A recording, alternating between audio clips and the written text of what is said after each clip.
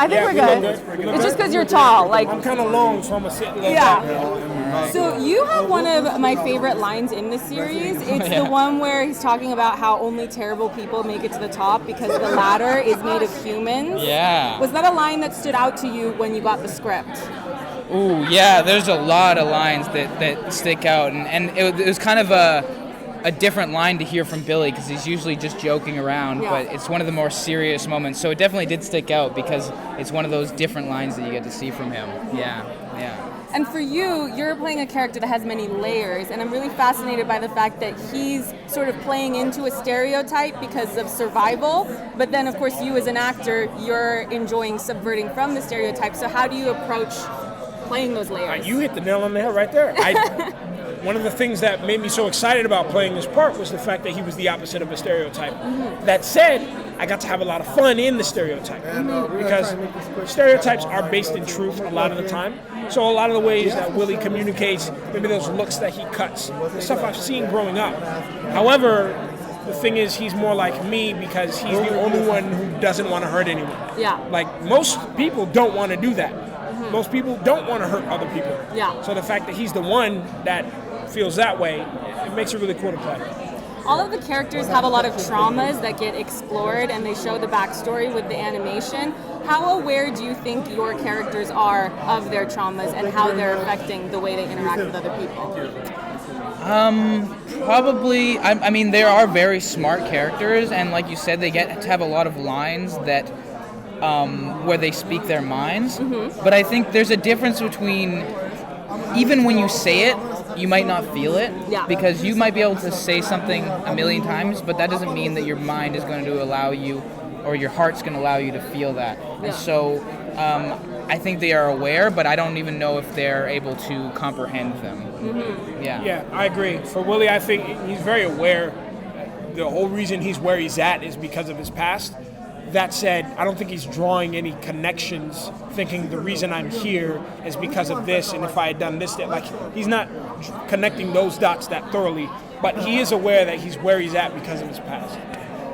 So what was the most striking thing visually to see after it premiered live compared to when you shot it? Because there's a lot that happens in post-production. Oh, for The me, music.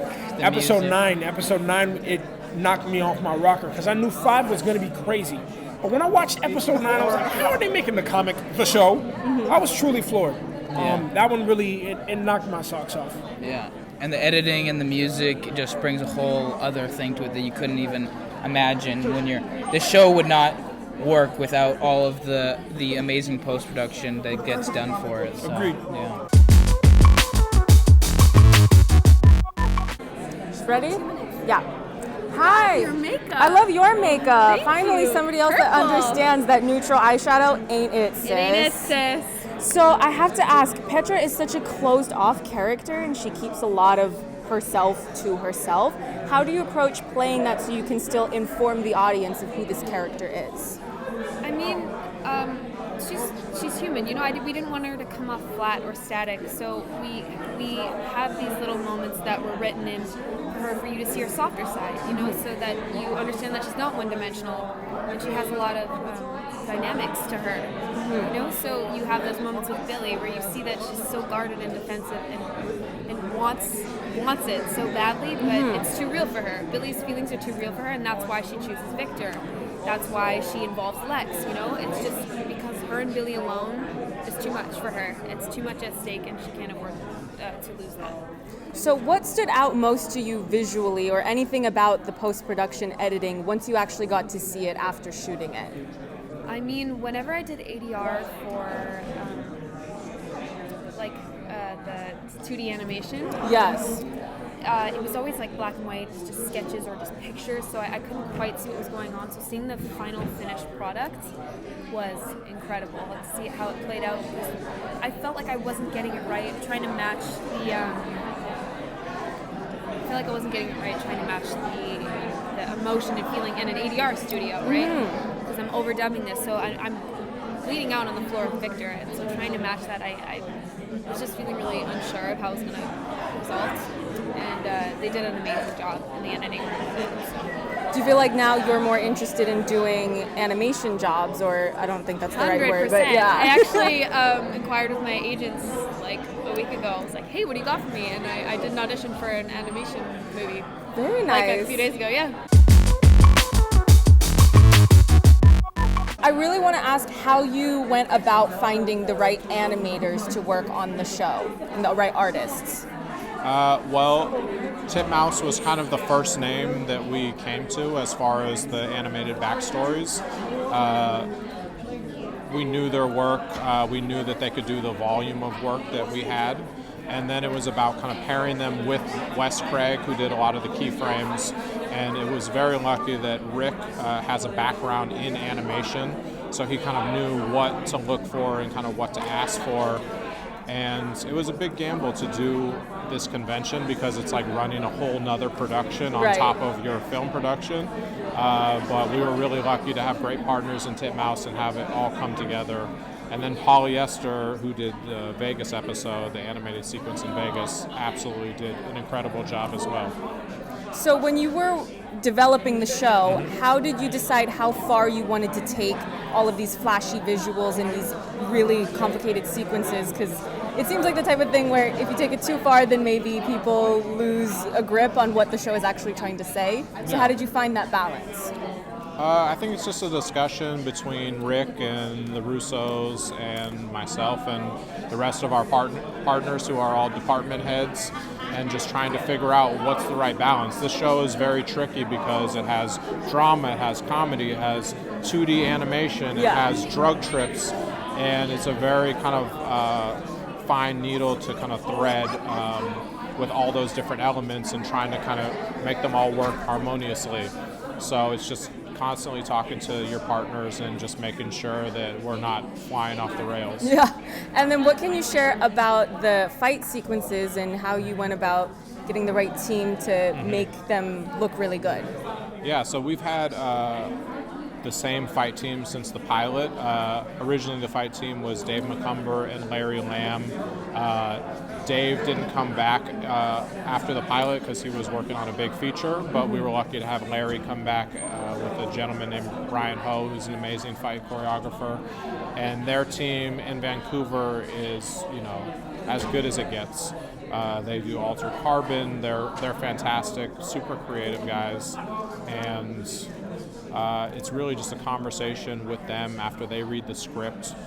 They design something and they send it to us in terms of just, figuring out how we use the space, how we use the actors, how we use the different weapons, and figuring out creatively what's the most interesting visual fight choreography to kind of use all those different elements together.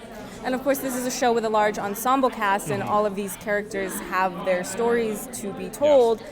How do you approach making sure that everyone is tended to? Yes. That is one of the hardest things because, you've seen the cast, they're all amazing. Yeah. They could all command their own show. So balancing between all of those different stories can be very challenging at times because you'll want to cram it, you'll want to give everyone their own story every episode. And it's just about knowing okay, in this episode we're going to lean a little heavier on Maria or a little heavier on Luke or Ben one day, or this is going to be a little heavier Master Lin in this episode, because if you get greedy and try to do too much, then everyone loses. Yeah. And then what about all the references to various 80s elements, like with the music choices and things like that?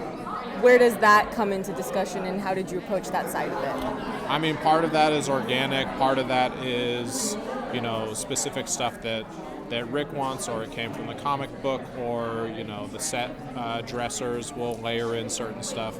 Some of it is specifically built into the dialogue, and so the conversations center around a specific 80s topic or music or comic book. But we just want people to feel that they're immersed in this world, and part of that world is a big heightened King's Dominion School for Assassin, and part of that is it's your shirt. Yeah, and part of that, very nice. Yeah, and part of that is the 80s. And it's those two kind of mashed up worlds together that make Deadly Class. And so we want to kind of make sure, as much as we're fighting, and we're jumping off of rooftops and we're doing all this stuff, that you also remember that, there's that it's the 80s as well. I really wanted to ask you about the mental health side of your character because, of course, she's revealed to have bipolar disorder. Yeah. So I wanted to know if you did any research into that condition to make sure that you didn't, perpetuate anything harmful about the condition. Right, of course. That was the hardest thing for me and the thing that worried me the most. So yes, I did a lot of research, and at the end of the day, I decided that the most honest way to portray that was to find that within myself, go to that dark place that I think everybody has. And I think for Maria, having bipolar disorder is the result of her dark past, and feeling like she needs to run away from her life constantly and not feeling safe. And I think we can all relate to that. And so yes, it was a lot of research and also dropping into that feeling that's inside of me, and I believe inside of everybody else, because as far as I see on social media, everybody keeps telling me like, I feel the same way, I'm not bipolar, but I have anxiety, or I have this, and I feel the way Maria's feeling, so that for me was a relief. Mm-hmm. So the Vegas sequence of tripping out, I really want to hear about shooting that, because of course a lot of that is achieved in post, but how was that to shoot, and what did you have to do to make that happen, as a performer? Oh, it was so much fun. I mean, it was just being able to be as manic as I possibly could, and as an actor, that was so much fun, just to have as much freedom as you want whenever it comes to how crazy you want to act. They made me put in these huge contacts that fit the whole circumference of my eyeball, and they were just veiny and red, so that's how they made me look really high. And I just Googled good acid trips and bad acid trips, and I took what I wanted. Mm-hmm. Very nice. So, of course, you are two parts of a love triangle, and love triangles can be a bit controversial because some people are sick of them, some people love them. How do you feel about playing it, and is there anything that you do to try to make it something fresh, since it's been seen a lot, especially for young adult content? Yeah, I think it's seen a lot, but I think it's because we all go through that at some point in our lives. So for us, it's really fun because one, we really like each other, and two, we have a lot of confidence, and we really trust each other. So it was really easy and fun. They're two of my favorite people in the world. So those situations were really, really fun to play with. And how we make it fresh, I think it's just trying to be as honest as possible. There's no really a real answer for that, just to look at your partner in the eye and say the truth and hope for the best. And that's pretty much what happened at the end. They just all kind of were honest with each other. Yeah. And you don't really see that when it comes to these love triangle relationship things. Mm-hmm.